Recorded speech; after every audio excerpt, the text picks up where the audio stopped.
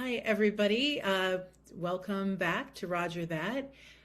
Back when we did Roger That on February 20th, we had a little bit of a computer glitch, and the presentation by Professor Keith Snedegar entitled The Afropast, Afropresent, and Afrofuture of Space Science Across the Mother Continent was not recorded. And much to our relief and happiness, Dr. Snedegar agreed to go ahead and do a second recording of his presentation, which he's going to do today. So this isn't live, but this is the same presentation so that those of you who weren't able to join us live will still be able to see it. So let me tell you about Dr. Keith Snedegar. He is a professor of history at Utah Valley University, where he teaches world history and the history of science. His chief research interest is in the history of astronomy in South Africa, embracing subjects from pre-colonial African knowledge systems to the 2005 inauguration of the Southern African Large Telescope. He is the author of Mission, Science, and Race in South Africa, A.W. Roberts of Lovedale, and that's from Lexington Books. And today he's going to talk to us about space and Africa, and it is going to be fantastic because I've seen it before, and I hope you enjoy it. All right, so I am going to go ahead and share screen, and then I am going to go and get into your PowerPoint. So, Keith, can you see everything okay? Yes, I can. All right, so yeah, just tell me next, and we'll get you going. Maybe the next will actually show Utah Valley University Okay. in the bottom there. And then Orem, Utah, probably, yes. Okay, that's good. All right. Thank you so much, Dina. I really appreciate the opportunity to record this this talk. And I apologize that it didn't work out the first time. But for everyone who's watching this online, thank you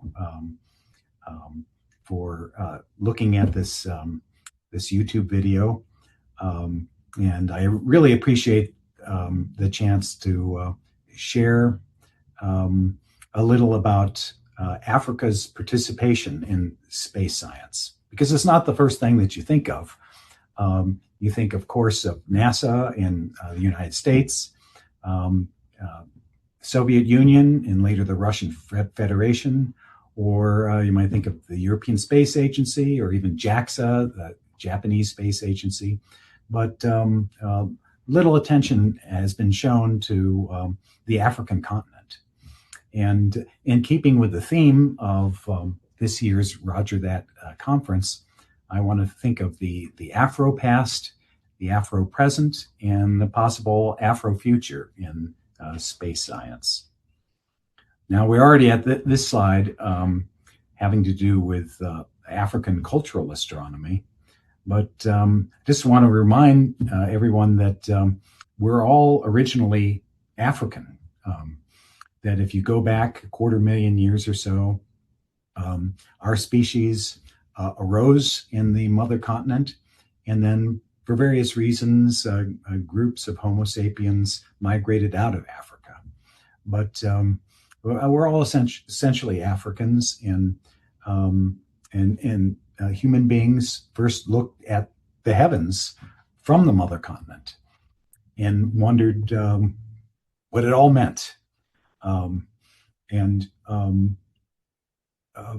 This is essentially the field of cultural astronomy, the relationship of astronomy, the sky above, with human culture, on using the sky, particularly the night sky, but the daytime sky, as a cultural resource in helping regulate ritual, in timekeeping, in navigation, in identity formation in some ways.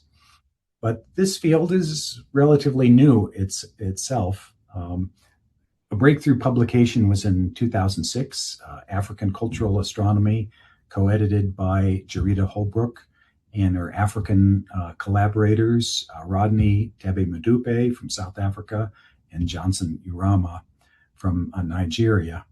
And it's still a young field, but increasingly the word is out that Africans looked up to the sky and used it as a resource, or a cultural resource. From the manuscripts of Timbuktu, here's a page, medieval manuscript representing a rather sophisticated mathematical analysis of planetary motion, to the oral traditions of the Khoisan peoples of southern Africa, telling tales of the creation of the Milky Way and asterisms such as the Southern Cross and Orion's Belt and other features of the night sky. So we're really just scratching the surface of African cultural astronomy in the 21st century.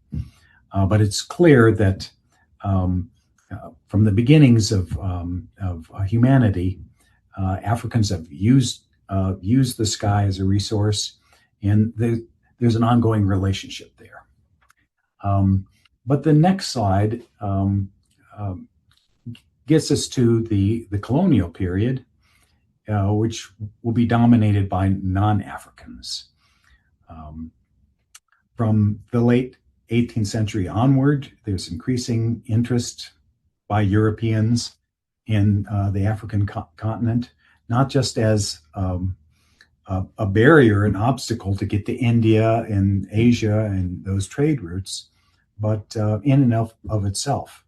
And as early as 1820, the British Admiralty establishes an astronomical station at Cape Town in South Africa, the Royal Observatory, Cape of Good Hope. In that central building from the early 19th century survives to this day and is now the headquarters of the South African Astronomical Observatory. But remarkably, the Admiralty, the British Admiralty, ran the scientific institution in the interests of European empire in Africa. And it's only handed over to the South African government in the early 1970s. And that handover to a white minority regime at that. To get us into the sort of early independence, peri-colonial period, the next slide highlights NASA involvement in Africa in the early space age, when it became apparent that to maintain continuous communication with probes beyond near Earth orbit, that 3 satellite stations, spaced around the globe would have to be established. One in Southern California, another near Canberra, Australia, and another near Johannesburg, South Africa. These 3 stations formed the original deep space tracking network in the early 1960s. But once again, this is a case of space science and scientific research being pursued in Africa without the participation of Africans themselves. The staff at Hartebeesthoek, outside of Johannesburg, was a mixture of Americans and South Africans, but white South Africans. Black South Africans were only employed in menial labor positions. And whereas the white staff had air-conditioned offices and a canteen under quite luxurious circumstances, the black staff had to eat lunch outside under a tree. And there was no opportunity for promotion or really any kind of technical contribution to the activities of the deep space tracking station at Hartebeesthoek. In fact, it took information gathering trip by a congressman from the Detroit area, Charles Diggs, in the late 1960s, to expose the working conditions at Heart of Beast Hook. And with his colleagues in the Congressional Black Caucus, pressure was placed on NASA appropriations in the early 1970s. And eventually, a political decision was made to quietly close that station and relocate operations to near Madrid in Spain. But as I said, this is a case of space science operations in Africa without the participation of the Africans themselves. That was also the case in the next slide involving the Italian Space Agency, which was looking for a launch facility near the equator, and in agreement with the Kenyan government, repurposed disused oil platforms just off the coast of Kenya in the Indian Ocean for a sounding rocket program in the late 1960s. And then in the 70s and through the 80s, an orbital rocket program. Probably the most significant of the satellite launches from this Malindi station was the Uhuru X-ray Explorer satellite that lifted off on December 12th, 1970. It happened to be the 7th anniversary of Kenyan independence, which was a symbolic and diplomatic gesture to the Kenyan government by the Italians. But in fact, no Kenyans were employed at the Luigi Broglio Space Center in this period. It was entirely a European operation. So as late as the 1980s, you essentially have space science taking place in Africa without the direct participation of the Africans themselves. So the Afropast is more or less in that mode.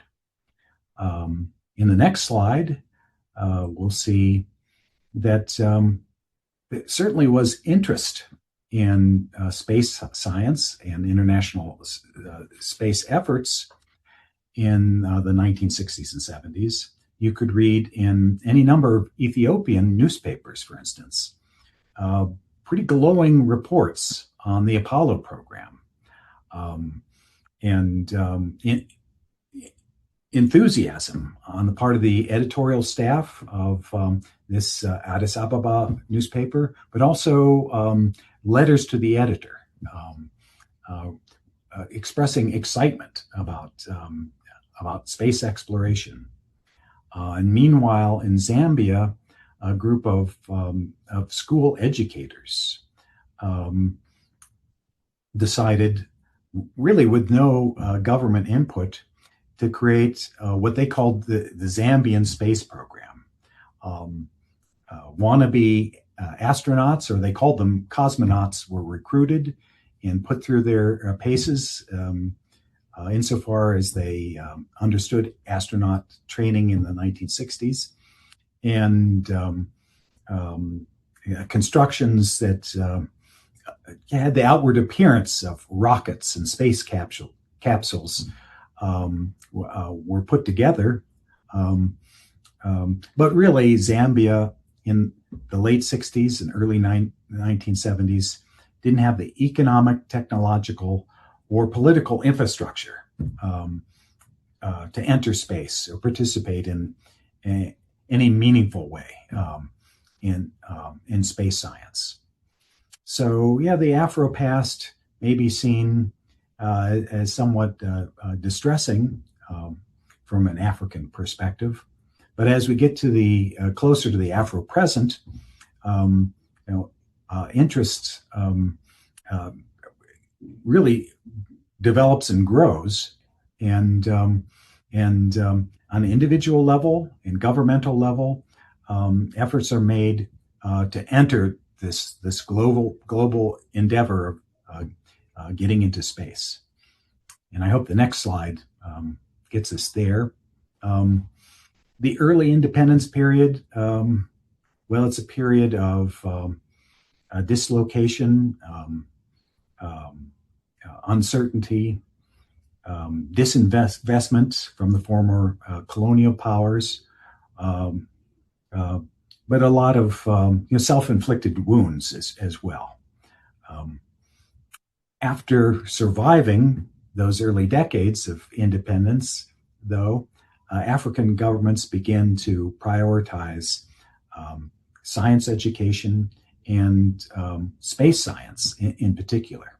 Nigeria leads the way in creating a national space agency in 1999, the Space Research and Development Agency, soon followed by Algeria, and in 2010, Gabon and South Africa, Ethiopia, Kenya, Egypt, Botswana, Ghana.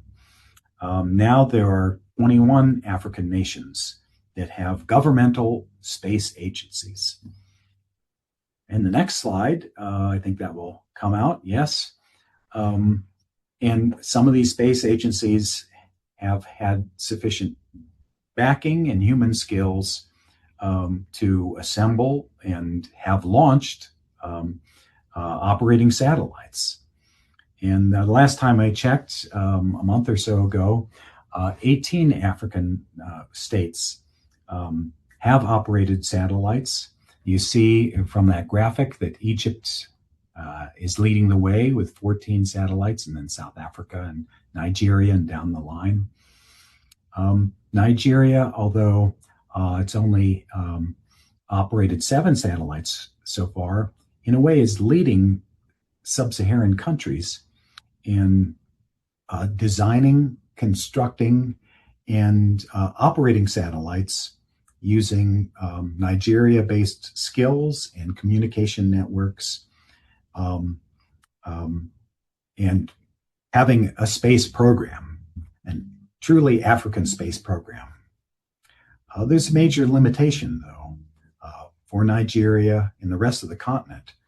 There's no indigenous launch capability. Nigerian satellites, such as Nigeria Sat-X, have to piggyback on European or Chinese or SpaceX rockets. And all of these African satellites to date have been at the micro or cube level. They're relatively compact. They're relatively simple in their construction and relatively inexpensive in the range of a few millions of dollars. When compared to NASA launches that often cost several hundreds of millions of dollars, this is still a relatively low stakes program for Nigeria and the rest of sub-Saharan Africa. Let's see the next slide now. But there are rocketry programs. To the left, there's a sounding rocket launch that was engineered by a staff at the University of KwaZulu-Natal in South Africa. The upper right shows sounding rocket launches by Lagos, Nigeria-based research organization. And in the bottom right, this remarkable sort of self-financed program in the Democratic Republic of Congo by Keke Aerospace, which I just learned has received some backing from Swiss investors, but still is at the early sounding rocket stage. There's no sort of orbital capacity anywhere in sub-Saharan Africa at present. The next slide shows yet another limitation in human skills. In a study that was published just last year, space science publications globally were examined for the national origin of authorship. And Africa, all told, accounted for almost 4% of global research in space science, at least research is published in academic journals in the period from 2014 to 2023. So that's just a small slice of the pie in the Afropresent. And I hope you can see from this, this graph that South Africa within the continent leads the way with just over 40%, and Nigeria, Egypt, and Ethiopia and Algeria following behind. In many sub-Saharan countries, you really just have one or two active engineers or space scientists. And so, yeah, they're publishing just a handful of research articles annually. In South Africa and Nigeria and Egypt, you could speak of a community of space scientists and technicians who are working on national programs. So there's a lot to happen to develop the human capital of the continent in terms of the space sciences. The next slide still has to do with the Afropresent, but I think is a major signal of hopefulness. The member countries of the African Union, which is a transnational organization much like the European Union, decided in the early years of this century to conceive of a continental space agency. Well, its prehistory is convoluted and somewhat obscure. But finally, at a conference of the African Union heads of state in 2013, an African continental space agency was agreed. And its headquarters was at last inaugurated outside of Cairo just a few months ago in April 2025. So there is such a thing as an African space agency. And member states in the African Union have pledged something over $426 million, at least in the first fiscal cycle of the space agency's existence, which is a good amount of money.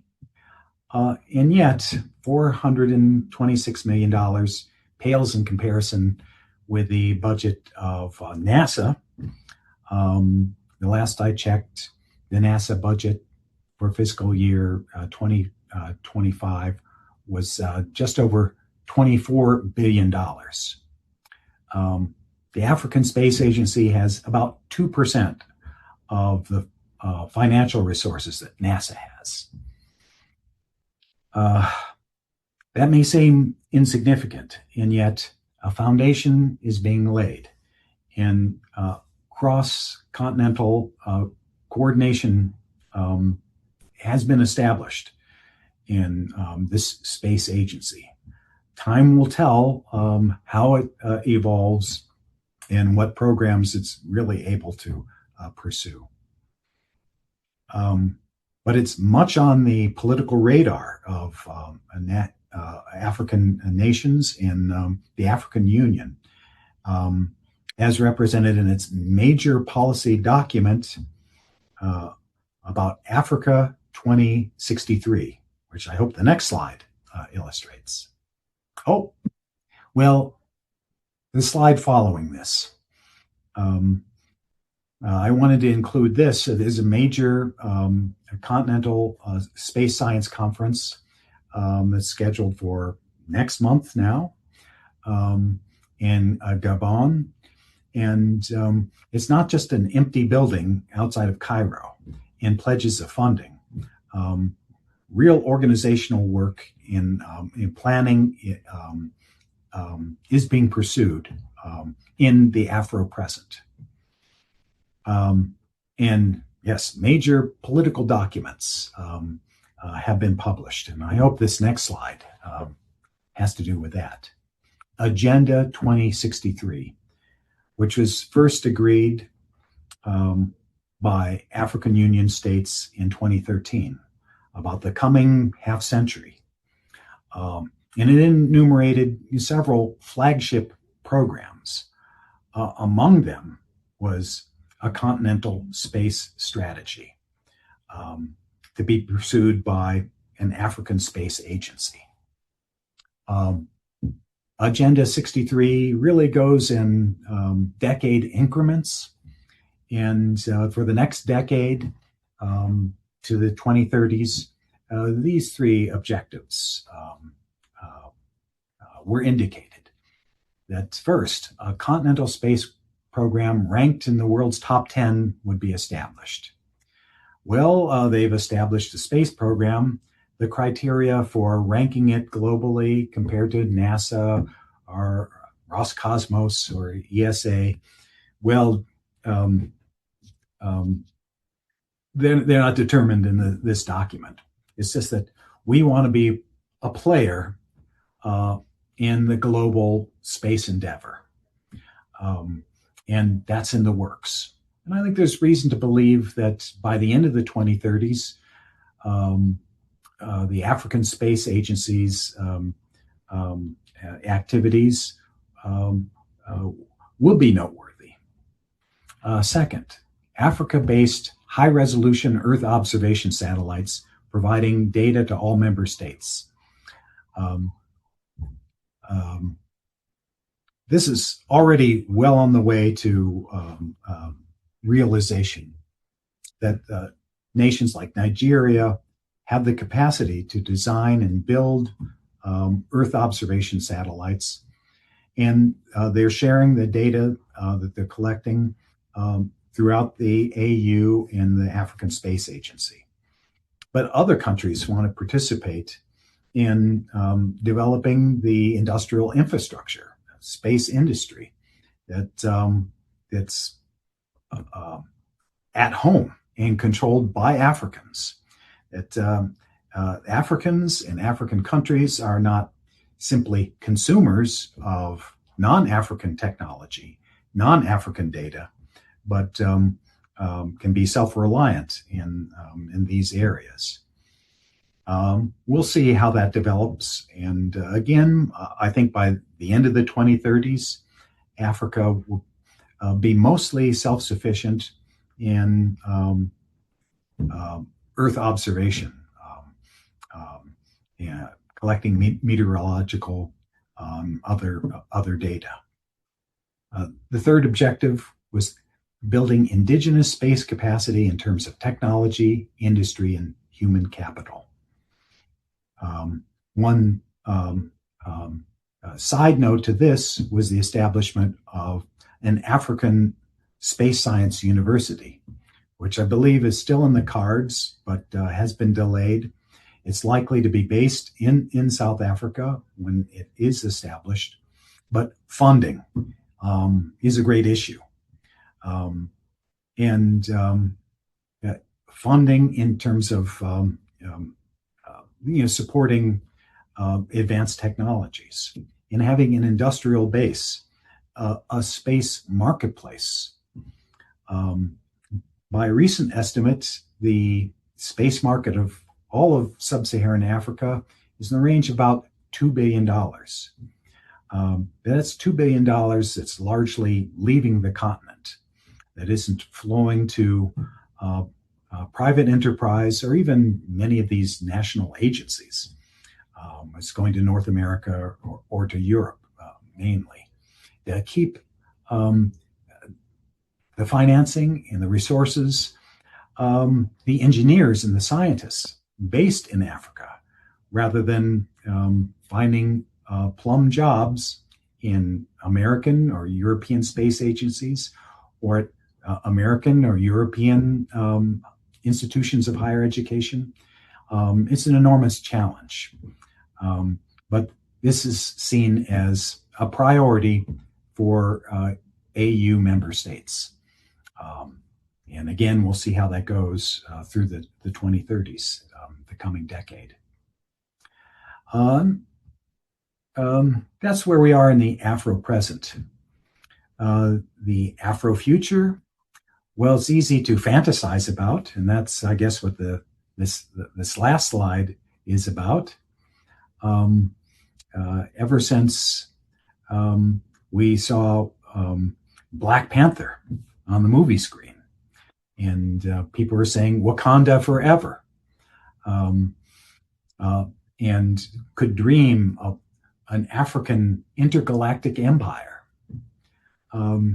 That may seem to be pie in the sky stuff, but I think it's rather important that Africans and those of African heritage, people of color, now have joined the realm of speculative fiction. If you go back to the original Star Trek series or any number of science fiction classics from the mid-20th century, the major characters are Caucasian and male.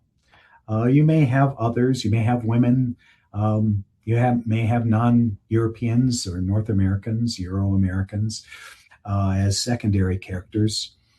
You may have a communications officer on the original Star Trek series representing Africa. But Captain Kirk is someone who's going to be born in Iowa, of Euro and heritage, and is rather exclusive, that brand of speculative in science fiction. Increasingly, global science fiction is including, in fact, centering other peoples, including Africans, that they can explore the cosmos and perhaps lead the way in this human endeavor to engage a wider physical universe. And it's a material that's bound to inspire young Africans now and throughout the 21st century to perhaps pursue careers in STEM fields and dream and actually do space science and to advance the cause of the mother continent in what really should be an endeavor that embraces all of humanity and does not pertain merely to those of a European heritage. A modest foundation has been established in the Afropresent. The Afropast of space science being conducted in Africa without the participation of Africans, well, that's now securely in the past. And increasingly, Africans are involved, and they hope for greater involvement, greater political coordination, a larger measure of home control of the technology, and prioritizing what space science is really about. In one AU policy document published last year, it was made very explicit that space science, space exploration was not for technological aggrandizement, but as an aspect of the sovereignty and the humanity of African peoples themselves. Political independence was perhaps the easy part in the 20th century. Economic, educational, technological independence is something still in the works. And the Africans themselves are hopeful that in the second half of this century, AU has said 2063, but sometime in the second half of this century, Africa will exert its independence in realms such as space science. That was my presentation, and I really welcome any contact you may want to have with me. I didn't post my email, but my UVU email is simply snedegke@uvu.edu.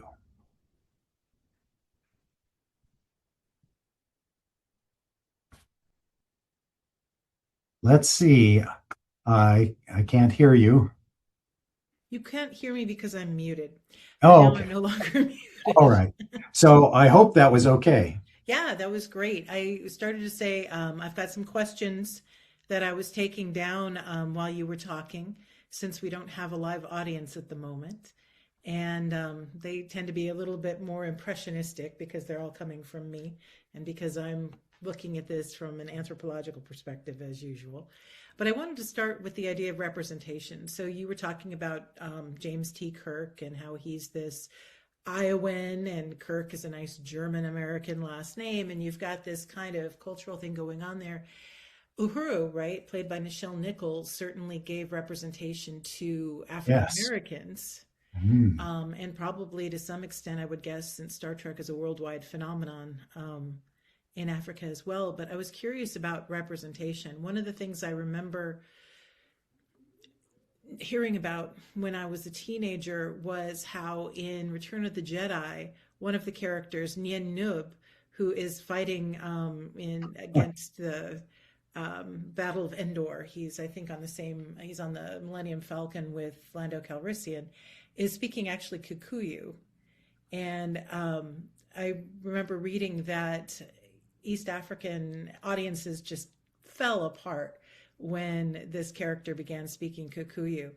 And I was wondering, are there representational characters that show up in media that are popular in the world or Ooh. specifically in Africa that might have that ability to attract young people, especially to, STEM fields and the idea of doing work that has to do with space? Well, I would just say Black Panther, but uh, is huge um, across Africa. Other characters, well, I really would have to look into that. Um, but I think there's a real appetite in where there are suggestions, and maybe linguistic, or maybe individual character, or just suggestion of something that's African or African American. That's recognized and latched onto. Mhm. Um, but um, Hollywood and popular media that's really dominated by Americans and Europeans, um, hasn't put that front and center. It's really been sidelined by and large. Um, um, but I really should look into the Nigerian film industry, um, which is emerging just in the last 20 years or so. That to exert that kind of cultural self-sufficiency, rather dependence on foreign providers. Mhm. Um, things are just beginning to come together in the 21st century for Africa itself. I mean, some of the thoughts that I was having while you were talking, you just mentioned Nigeria. Nigeria has become very popular as its own producer of media and entertainment. So the whole Nollywood thing. And I was wondering if there was Yes. a connection between, like, which direction it would go. Because if Nigeria has more of a space interest and they're more involved in space than a lot of other sub-Saharan African countries, with the exception of South Africa, which of course has a huge settler population. Um, what is there, if any, connection between technology, interest in space, media, creating movies and television shows, etc.? That's a great question, and I honestly don't know. Um, Nollywood has been low budget, straight to video kind of industry. Um, and to my knowledge, there hasn't been an important like sci-fi film produced in Nigeria. I might be wrong about that, but nothing that's made waves beyond Nigeria itself. Um, uh, but a lot of Nigerian talent has gone abroad. Oh yeah. It could be economic reasons, political, personal safety, because instability of the country. I think the human capital is there, and an interest, a desire is there. Um, just hasn't been um, brought together um, in a very publicly acknowledgeable way. I was thinking too, there are connections that could be made if you're reaching for them a little bit, like having to do with aspiration in both, both filmmaking and exploring space. I mean, obviously, there's been a lot of overlap in the Western world and, in East Asia. I mean, throughout the world, there seems to be the idea of like the dream factory, and then also the idea of going Yeah. into space being a dream, and being able to kind of imagine something that's powerful and inspires passion in both scenarios. So that Zambian space program in the 1960s, um, aspirational, I don't know. It is a sort of fantasy that we could do these things too. Um, and at least we can do some things that are like astronaut training, and we can piece together these homemade rockets that aren't going to go, they're not going to leave the ground. Um, um, I like the word appetite for some reason. That there's an awareness that these things are happening elsewhere, and we would love to be involved ourselves if we just had the resources. Right. Makes sense. You were mentioning the rockets. It was interesting to hear about the Democratic Republic of the Congo and the sounding rockets that they've been working on. Yes. Is Do those things tend? You had mentioned, I think you said Swiss funding.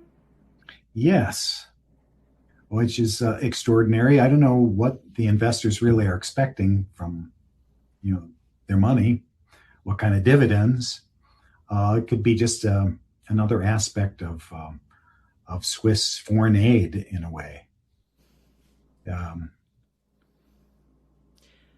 Um, I guess I'm curious about sort of the way that ideas take hold and people are inspired to take certain actions. And obviously, in the Western world, space exploration has been this source of prestige, right? You have to be able to spend billions and billions of dollars in order to have a serious space program. And they've also been used as a form of political posturing, like the lunar race, right? Who's going to get to the moon first? There's a little bit of that right now between China and the United States.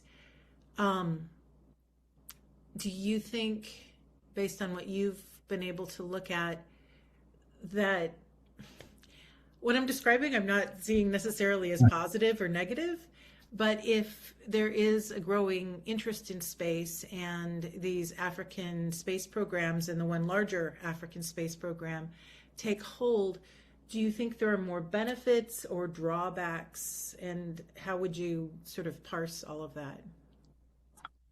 Benefits or drawbacks? I don't know. But even in that 2063 document, there's no mention of a manned space program. Mm. Um, I think that was just deemed to be too expensive. And the other report that I noted, um, it's not for prestige or aggrandizement. It's mostly Earth observation. We want the data. We want to collect it ourselves and have ownership of that, at least in a continental form. We don't want to be dependent on little Landsat or other uh, platforms. Um, so yeah, an aspect of African sovereignty and independence. and it's um, Earth centered. Hmm. It's about life on Earth and what's happening here. Um, That's very true. so, yes, in the title, I thought about space exploration, but really, it's not so much reaching out. Um, I guess there's an aspect of that, but looking back to where we live, I think where Africans are. And I think that practical approach to space, where you have satellites up there for communication and you have mapping that's happening because you can predict weather better, and there's more of a sense of keeping track of climate change and things like that. Um, Yes, for instance, Lake Chad has nearly disappeared because of climate change, and well, agricultural development in West Africa, sucking the sources of water to sustain the lake, and monitoring the floods of the Nile River and the Congo River, and deforestation and the spread of the Sahara Desert in North Africa. Um, so, yeah, there are important, practical reasons to have um, this capability, and not be reliant on the Europeans or the Americans or even the Chinese. I think somehow it came up on the live conference. Um, China is increasingly a major player, economically in Africa, mhm. and it has space technology to offer. The launch capacity, for instance. Um, it's not impossible that that coastal station in Kenya could be redeveloped, maybe with Chinese help. But will it be a Kenyan or an African um, launch facility, or will it essentially be a Chinese one? Right. I mean, I know that there's a Chinese presence in Africa. One of the things that I hear about from colleagues are a strong Chinese interest in like indigenous medicines that could be grown Uh, and commercialized. And so there's perhaps a flow of information and capital that could be mutually beneficial in some circumstances. oh, you could look into development of railways and parliament buildings, sports stadiums, all sorts of infrastructure and prestige projects that the Chinese have enabled. And it could be just an aspect of soft power, Chinese diplomacy, in a relatively neglected part of the world. Right. You had mentioned Lake Chad. I've done a little bit of research onto a woman named Hindu Umaru Ibrahim who lives in Chad. Mm. And she does work that is talking to local villages and especially older people about traditional uses of land, but then also incorporating satellite mapping and bringing those two things Oh, together so that you can use the satellite map and have people come around and talk to you about where things were and how things have changed, and being able to keep track of changes to climate and changes to vegetation and changes to water levels and all of those things that can be seen from above, but also are affecting culture in real time. And so the practical aspects of space launches and satellites, I think, are kind of this is going to be a great test case for looking at that, where it's not quite as about, who's going to be the first big astronaut to put his feet on Mars or something. mhm. Oh, I think that brings up a really important point.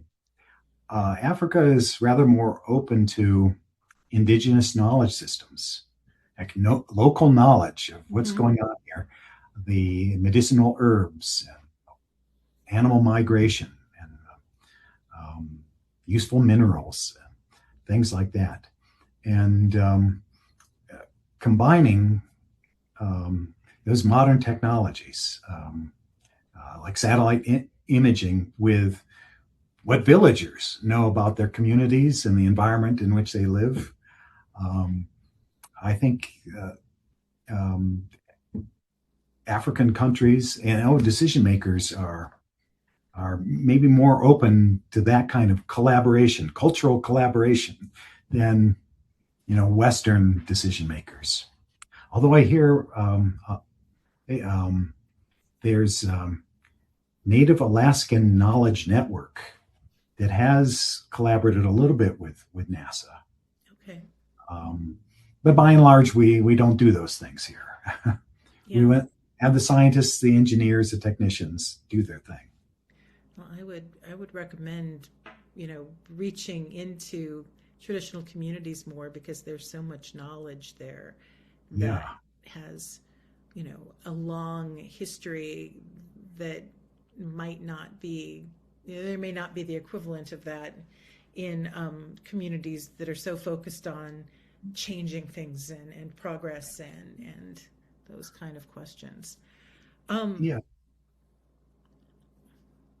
Sorry, I didn't mean to cut you off. Oh, well, maybe I'm a little naive here, but I would like to think that there'll be a somewhat more organic relationship between African lay people and the space scientists and others, and it'll be more collaborative.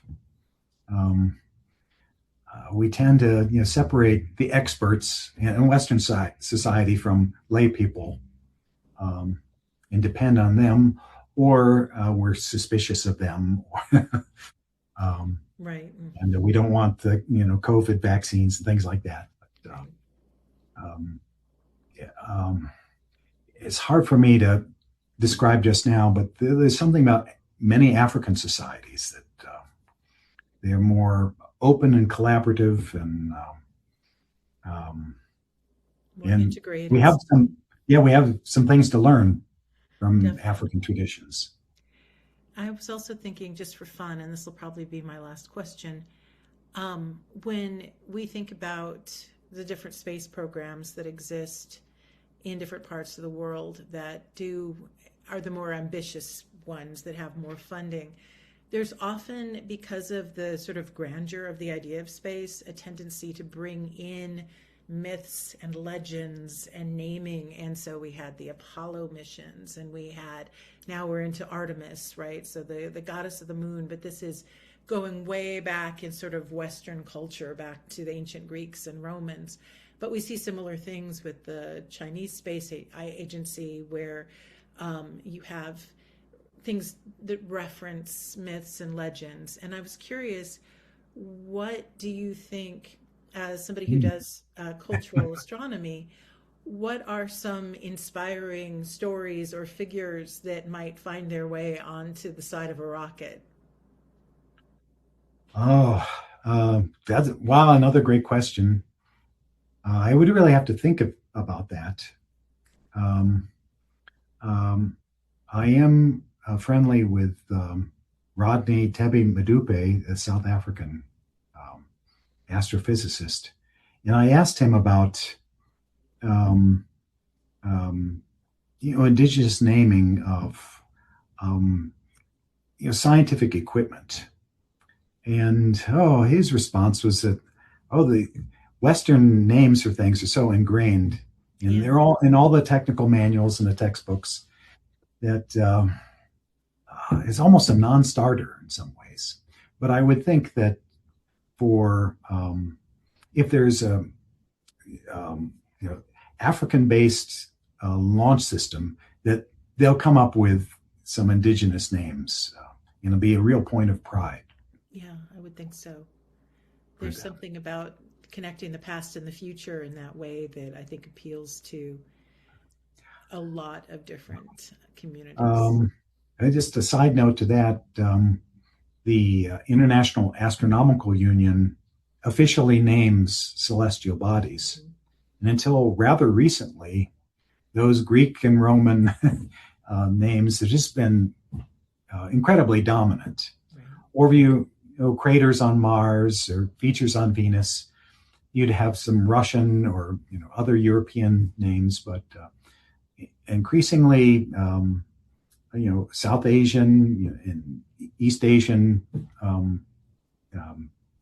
figures or mythological traditions are entering that scientific nomenclature. But the very end of the 20th century, now in the 21st century, okay, that's beginning to happen. Okay. Well, good. I'm hoping that we can get some naming of other things that's even more inclusive than we've seen so far. Um, all right. I don't want to take too long here because I value your time. I did want to mention, I also took this as a note. There's a program on Disney Channel, a cartoon that's based in a futuristic Nigeria called Iwalu. Oh, And wow. yeah, I've watched a few episodes of it, and it's actually really cool. It has that same kind of Wakanda vibe, but because it's animated, there's a lot of like floating cars and other things that are a lot easier to animate than they are to use with special effects or digital animation. So Oh, it's, that's terrific. That's yeah. terrific. So I think, And now people who are, I mean, kids who are 5, 6, 7 years old or older, they may be watching that and like, oh, wow, yeah, that's possible for us. exactly. Just like me watching the Jetsons or something like that. Right. All right. Well, thank you very much. Um, Well, I thank you. appreciate It's a it. real pleasure.